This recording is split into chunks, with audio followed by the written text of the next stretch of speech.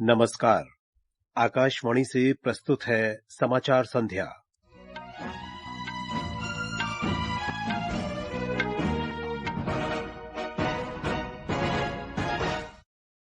Bharat Singapore मंत्री स्तरीय गोलमेज बैठक में उभरते क्षेत्रों में अधिक सहयोग बढ़ाने के लिए डिजिटलीकरण और कौशल विकास सहित 6 प्रमुख क्षेत्रों पर विचार विमर्श किया गया। गृह मंत्रालय ने लद्दाख प्रशासन से 5 नए जिलों के गठन से संबंधित पहलुओं का आकलन करने के लिए एक समिति बनाने को कहा। कृष्ण जन्माष्टमी के अवसर पर देश भर के मंदिरों में भव्य सजावट, बड़ी संख्या में श्रद्धालु मंदिरों में पूजा अर्चना कर रहे हैं। शक्तिशाली तूफान शानशान के जापान के पश्चिम भाग में टकराने की आशंका को देखते हुए हाई अलर्ट, और मौसम विभाग ने गुजरात, राजस्थान और मध्य महाराष्ट्र के कुछ हिस्सों में अत्यधिक वर्षा का रेड अलर्ट जारी किया। समाचार संध्या के साथ मैं विशाल शर्मा। भारत और सिंगापुर के मंत्रियों की दूसरी गोलमेज बैठक आज सिंगापुर में हुई। बैठक के दौरान भारत और सिंगापुर के नेताओं ने दोनों देशों के बीच उभरते हुए और भावी क्षेत्रों में सहयोग बढ़ाने के तौर तरीकों पर विचार किया। दोनों देशों ने 6 प्रमुख क्षेत्रों का चयन किया। इनमें डिजिटलीकरण, कौशल विकास, स्थिरता, स्वास्थ्य देखभाल और चिकित्सा तथा अत्याधुनिक विनिर्माण और संपर्क सुविधाएं शामिल हैं। बैठक में वित्त मंत्री निर्मला सीतारामन, विदेश मंत्री सुब्रमण्यम जयशंकर, रेलवे तथा सूचना और प्रसारण मंत्री अश्विनी वैष्णव और वाणिज्य तथा उद्योग मंत्री पीयूष गोयल शामिल हुए। सिंगापुर की ओर से वहां के उप प्रधानमंत्री गन किम योंग ने प्रतिनिधिमंडल का नेतृत्व किया। नेताओं ने भारत और सिंगापुर के बीच कूटनीतिक संबंधों की 60वीं वर्षगांठ मनाने की योजना पर भी चर्चा की। उन्होंने आसियान और G20 देशों सहित क्षेत्रीय और वैश्विक सहयोग पर भी विचार विमर्श किया। भारत और सिंगापुर के बीच आपसी व्यापार में निरंतर वृद्धि हुई है। सिंगापुर भारत का 6ठा सबसे बड़ा व्यापार भागीदार है। वित्त मंत्री निर्मला सीतारामन ने सिंगापुर में आज वित्तीय कार्रवाई कार्यबल FATF के अध्यक्ष टी राजाकुमार से मुलाकात की। वित्त मंत्री ने निष्पक्ष कार्रवाइयां करने के लिए FATF की सराहना की। दोनों ने FATF के भविष्य और संगठन में भारत की भूमिका के बारे में विचार विमर्श किया। विज्ञान और प्रौद्योगिकी मंत्री डॉक्टर जितेंद्र सिंह ने कहा है कि प्रधानमंत्री नरेंद्र मोदी की नई जैव आर्थिक नीति से आगामी वर्षों में भारत विश्व में अग्रणी देश होगा। डॉक्टर सिंह ने नई दिल्ली में जैव आर्थिक नीति की जानकारी देते हुए कहा कि देश की जैव अर्थव्यवस्था में उल्लेखनीय वृद्धि हुई है। यह 2014 की $10 अरब से बढ़कर 2024 में $130 अरब पर पहुंच गई है। उन्होंने कहा कि जलवायु परिवर्तन और अक्षय ऊर्जा स्रोतों के ह्रास जैसी वैश्विक चुनौतियों से निपटने के लिए नई जैव आर्थिक नीति तैयार की गई है। सरकार ने केंद्र शासित प्रदेश लद्दाख में 5 नए जिले जांस्कर, द्रास, शाम, नुब्रा और चांगथांग बनाने का निर्णय लिया है।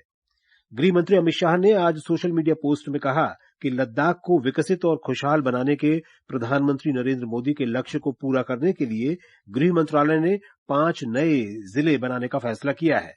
उन्होंने कहा कि सरकार लद्दाख के लोगों के लिए अधिक अवसर सृजित करने के लिए वचनबद्ध है। उन्होंने कहा कि नए जिलों के निर्माण से हर स्तर पर प्रशासन सुदृढ़ होगा और सरकारी कार्यक्रमों का लाभ लोगों तक पहुंचाने में मदद मिलेगी। गृह मंत्रालय ने लद्दाख प्रशासन से कहा है कि वो नए जिलों के निर्माण के बारे में विभिन्न पहलुओं का अध्ययन करने के लिए एक समिति का गठन करे। समिति 3 महीने के भीतर अपनी रिपोर्ट देगी। भारतीय जनता पार्टी ने आज जम्मू कश्मीर विधानसभा चुनाव के लिए 16 प्रत्याशियों की संशोधित सूची जारी की।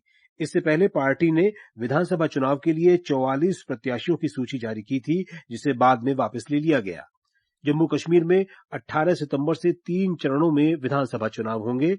90 सदस्यों वाली विधानसभा चुनाव की मतगणना 4 अक्टूबर को होगी। ये समाचार हमारी वेबसाइट www.newsonair.gov.in और हमारे न्यूज ऑन AIR ऐप पर भी उपलब्ध है। अजी सुनती हो, आशा दीदी से क्या बात हुई? उन्होंने मुन्नी को दस्त से बचाने का उपाय बताया। क्या बताया? 6 महीने तक उसे सिर्फ माँ का दूध पिलाना है। 6 महीने बाद उम्र के अनुसार संपूर्ण पौष्टिक आहार खिलाना है। 5 साल तक हर 6 महीने में विटामिन ए पिलाना और याद से रोटा वायरस और खसरा का टीका सही समय पर लगवाना है। बहुत बढ़िया। दस्त के विरुद्ध हम है तैयार, क्योंकि साथ है रक्षा, रोकथाम और उपचार। अधिक जानकारी के लिए आशा दीदी से संपर्क करें। स्वास्थ्य एवं परिवार कल्याण मंत्रालय द्वारा जनहित में जारी। समाचार संध्या में आपका फिर स्वागत है। श्री कृष्ण जन्माष्टमी के अवसर पर आज देश भर के मंदिरों में भव्य सजावट की गई है। मंदिरों में भक्त पूजा अर्चना कर रहे हैं। आज मध्य रात्रि को मंदिरों और घरों में भगवान कृष्ण का जन्मोत्सव मनाया जाएगा। उत्तर प्रदेश में श्री कृष्ण के जन्मस्थान मथुरा में श्रद्धालु कल से पूजा अर्चना कर रहे हैं। एक रिपोर्ट। मथुरा के श्री कृष्ण जन्मस्थान, द्वारकाधीश मंदिर और वृंदावन के ठाकुर बाके बिहारी मंदिर, प्रेम व इस्कॉन मंदिरों में दर्शन के लिए रविवार से ही लाखों की संख्या में देश विदेशों से श्रद्धालुओं के आने का सिलसिला जारी है। उत्तर प्रदेश में बाजार जन्माष्टमी के रंगों में रंगे नजर आ रहे हैं। वहीं आज सुबह उत्तर प्रदेश के मुख्यमंत्री योगी आदित्यनाथ ने मथुरा में श्री कृष्ण जन्मस्थान पर राधा कृष्ण युगल जोड़ी की पूजा अर्चना की। मंदिर परिसर में मौजूद श्रद्धालुओं को सीएम योगी ने संबोधित करते हुए कहा कि भगवान श्री कृष्ण ने द्वापर युग में पावन धरा पर पूर्ण अवतार लेकर धर्म, सत्य और न्याय की स्थापना का कार्य किया था। मथुरा से मोहम्मद कुरैशी के साथ शैलेंद्र शर्मा, आकाशवाणी, लखनऊ। वाराणसी के आदिकेशव मंदिर और हमीरपुर के बलदाऊ और राधा कृष्ण मंदिर सहित राज्य के सभी कृष्ण मंदिरों में पूजा की जा रही है। छत्तीसगढ़ के बीजापुर जिले में आज 25 माओवादियों ने समर्पण कर दिया। माओवादियों ने जिले के पुलिस अधीक्षक और सीआरपीएफ के डीआईजी के समक्ष समर्पण किया। माओवादियों पर कुल 29 लाख रुपए का इनाम घोषित था। पुलिस अधीक्षक ने बताया कि समर्पण करने वाले माओवादियों को छत्तीसगढ़ सरकार की पुनर्वास नीति के तहत 25-25 हजार रुपए प्रदान किए जाएंगे।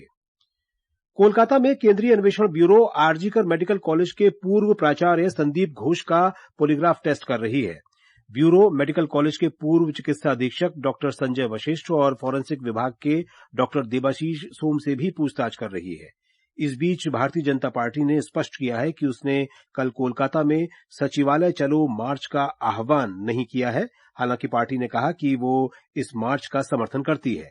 कांग्रेस ने भी कहा है कि वो न्याय के लिए राज्य में चल रहे विरोध प्रदर्शनों का समर्थन करती है।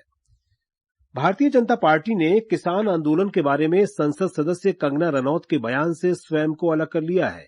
पार्टी ने कहा है कि सुश्री रनौत नीति संबंधी मुद्दों पर टिप्पणी करने के लिए अधिकृत नहीं है। पार्टी ने सुश्री रनौत से कहा है कि वे भविष्य में ऐसे बयान देने से बचें। राष्ट्रवादी कांग्रेस पार्टी अजित पवार के नितिन पाटिल महाराष्ट्र से राज्यसभा के लिए निर्विरोध निर्वाचित घोषित किए गए हैं। श्री पाटिल भारतीय जनता पार्टी के पीयूष गोयल के लोकसभा के लिए चुने जाने के बाद रिक्त हुई सीट के लिए चुने गए हैं। महाराष्ट्र में राज्य की सभी बाजार समितियों ने कल का प्रस्तावित बंद वापस ले लिया है। ये फैसला व्यापारियों के प्रतिनिधियों और उप मुख्यमंत्री देवेंद्र फडणवीस के बीच बैठक के बाद किया गया। बैठक में यह फैसला भी किया गया कि व्यापारियों के मुद्दों का समाधान करने के लिए उच्च स्तरीय समिति का गठन किया जाएगा। समिति 1 महीने के भीतर अपनी रिपोर्ट देगी। ये समाचार आकाशवाणी से प्रसारित किए जा रहे हैं। ताजा समाचार जानने के लिए आप हमारे social media handle x@AIR News Hindi को फॉलो कर सकते हैं। जापान में चक्रवात शानशान के देश के पश्चिमी भाग से टकराने की आशंका को देखते हुए हाई अलर्ट जारी किया गया है। इस चक्रवात के मंगलवार तक देश के समुद्र तट को पार करने की संभावना है। चक्रवात से देश के कई भागों में 162 किलोमीटर प्रति घंटे की रफ्तार से तेज हवाएं चलने और समुद्र में 9 मीटर तक ऊंची लहरें उठने की संभावना है। अगले 24 घंटे के दौरान मूसलाधार वर्षा भी हो सकती है। जापान की एक बड़ी रेल कंपनी ने बृहस्पतिवार से शनिवार तक रेल सेवाएं स्थगित रखने की घोषणा की है। बांग्लादेश नेशनलिस्ट पार्टी बीएनपी के महासचिव मिर्जा फखरुल इस्लाम आलमगीर ने सोमवार को देश की अंतरिम सरकार के प्रमुख प्रोफेसर मोहम्मद यूनुस के राष्ट्र के नाम संदेश पर असंतोष व्यक्त किया है। बीएनपी नेता फखरुल ने कहा कि वे अभी भी भ्रम की स्थिति में है क्योंकि चीजें अस्पष्ट है। उन्हें उम्मीद थी कि मुख्य सलाहकार कोई रोड मैप पेश करेंगे, लेकिन उन्हें प्रोफेसर यूनुस के भाषण में लोकतंत्र की ओर बढ़ने का कोई रोड मैप नहीं मिला। फखरुल ने कहा कि वह प्रोफेसर यूनुस से सहमत है कि यह निश्चित रूप से एक राजनीतिक निर्णय द्वारा निर्धारित किया जाएगा, लेकिन यह निर्णय लेने के लिए सरकार को राजनीतिक दलों और राजनेताओं के साथ चर्चा में शामिल होने की जरूरत है। उन्होंने कहा कि अंतरिम सरकार के प्रमुख ने अपने भाषण में कुछ सुधारों का संकेत दिया है, लेकिन इन सुधारों को कम समय सीमा में लागू नहीं किया जा सकता। नवल संघ परमार, आकाशवाणी समाचार, कलकत्ता। भारतीय तटरक्षक बल ने आज मालवाहक पोत ITT प्यूमा के चालक दल के 11 सदस्यों को बचा लिया। ये जहाज कोलकाता से पोर्ट ब्लेयर जाते समय पश्चिम बंगाल के सागर द्वीप के पास डूब गया था। रक्षा मंत्रालय ने कहा है कि संकट में फंसे जहाज से संदेश मिलने के तुरंत बाद तटरक्षक बल के 2 जलयान और एक डोर्नियर विमान को घटनास्थल के लिए रवाना किया गया। चिकित्सा कर्मियों की सुरक्षा और कार्य स्थितियों के बारे में सिफारिशें करने के लिए सर्वोच्च न्यायालय द्वारा गठित राष्ट्रीय कार्यदल की पहली बैठक कल नई दिल्ली में होगी। भारत सरकार के कैबिनेट सचिव बैठक की अध्यक्षता करेंगे। मौसम विभाग ने आज गुजरात, राजस्थान, पश्चिम मध्य प्रदेश, गोवा, तटीय कर्नाटक, दक्षिण भीतरी कर्नाटक और मध्य महाराष्ट्र के कुछ हिस्सों में अत्यधिक वर्षा का रेड अलर्ट जारी किया है। विभाग ने कहा है कि सौराष्ट्र, कच्छ और गुजरात, जम्मू कश्मीर, लद्दाख और पंजाब के कुछ हिस्सों में कल तेज वर्षा हो सकती है। उधर दक्षिण भारत में भी अगले 3 दिनों के दौरान केरल, तटीय आंध्र प्रदेश, तेलंगाना और कर्नाटक में ऐसी स्थिति बनी रहेगी। पूर्वी और पूर्वोत्तर भारत में झारखंड, बिहार, ओडिशा, नागालैंड, मणिपुर, मिजोरम, त्रिपुरा, असम, मेघालय और अंडमान और निकोबार द्वीप समूह में अगले 2 दिनों तक तेज बारिश की संभावना व्यक्त की गई है। गुजरात में तेज बारिश के कारण कई भागों में बाढ़ जैसी स्थिति बन गई है। दक्षिण गुजरात के सभी जिलों सहित राज्य के 28 जिलों में अलग अलग स्थानों पर तेज वर्षा का रेड अलर्ट जारी किया गया है। पूरे गुजरात में आज भारी बारिश दर्ज की गई। राज्य में तकरीबन 59 बांध लबालब हो गए हैं, जबकि 72 को हाई अलर्ट पे रखा गया है। भारी जलभराव के कारण सूरत, नवसारी, वलसाड़, तापी, डांग और छोटा उदयपुर जिलों में 500 से ज्यादा सड़कें यातायात के लिए बंद कर दी गई है। बाढ़ प्रभावित जिलों में एनडीआरएफ की 13 और एसडीआरएफ की 22 टीमें तैनात की गई है। निचले इलाकों में रहने वाले राज्य के 17,000 से ज्यादा लोगों को सुरक्षित जगहों पर पहुंचाया गया है। इस बीच भारी बारिश के पूर्वानुमान के चलते शिक्षण विभाग ने कल राज्य की सभी प्राथमिक स्कूलों को बंद रखने का निर्णय लिया है। अपर्णा खुंड, आकाशवाणी समाचार, अहमदाबाद।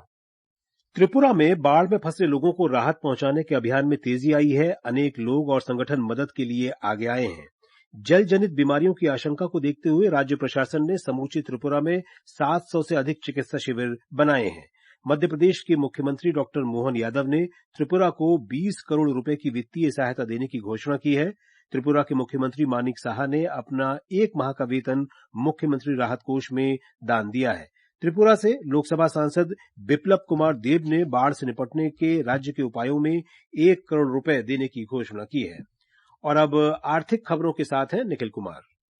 बंबई शेयर बाजार का सेंसेक्स 611 अंक की बढ़त के साथ 81,698 अंक पर पहुंचकर बंद हुआ। नेशनल स्टॉक एक्सचेंज का निफ्टी कारोबार के अंत में 187 अंक की वृद्धि दर्ज करता हुआ 25,010 पर आ गया। विदेशी मुद्रा बाजार में अमेरिकी डॉलर के मुकाबले रुपया 83 रुपए और 90 पैसे के स्तर पर बंद हुआ। ब्रेंट कच्चे तेल की कीमत $81.11 प्रति बैरल पर थी। काठमांडू में फुटबॉल की सैफ अंडर 20 प्रतियोगिता के सेमीफाइनल में बांग्लादेश ने भारत को पेनल्टी शूटआउट में 4-3 से हरा दिया। पहले हाफ में बांग्लादेश ने 1 गोल कर बढ़त बनाई। दूसरे हाफ में भारत के रेकी मैतेई ने 1 गोल कर बराबरी की। बांग्लादेश की तरफ से पहला गोल असदुल मौला ने किया। यूएस ओपन टेनिस टूर्नामेंट 2024 आज से न्यूयॉर्क में शुरू हो रहा है। सुमित नागल और रोहन बोपन्ना भारतीय चुनौती का नेतृत्व करेंगे। टूर्नामेंट में इस बार 4 भारतीय खिलाड़ी हिस्सा ले रहे हैं। युकी भांबरी, सुमित नागल, रोहन बोपन्ना और एन श्रीराम बालाजी। और अब अंत में मुख्य समाचार एक बार फिर। भारत सिंगापुर मंत्री स्तरीय गोलमेज बैठक में उभरते क्षेत्रों में अधिक सहयोग बढ़ाने के लिए डिजिटलीकरण और कौशल विकास सहित 6 प्रमुख क्षेत्रों पर विचार विमर्श किया गया। गृह मंत्रालय ने लद्दाख प्रशासन से 5 नए जिलों के गठन से संबंधित पहलुओं का आकलन करने के लिए एक समिति बनाने को कहा। श्री कृष्ण जन्माष्टमी के अवसर पर देश भर के मंदिरों में भव्य सजावट, बड़ी संख्या में श्रद्धालु मंदिरों में पूजा अर्चना कर रहे हैं। शक्तिशाली तूफान शानशान के जापान के पश्चिम भाग में टकराने की आशंका को देखते हुए हाई अलर्ट और मौसम विभाग ने गुजरात, राजस्थान और मध्य महाराष्ट्र के कुछ हिस्सों में अत्यधिक वर्षा का रेड अलर्ट जारी किया। इसके साथ ही समाचार संध्या का ये अंक समाप्त हुआ। नमस्कार।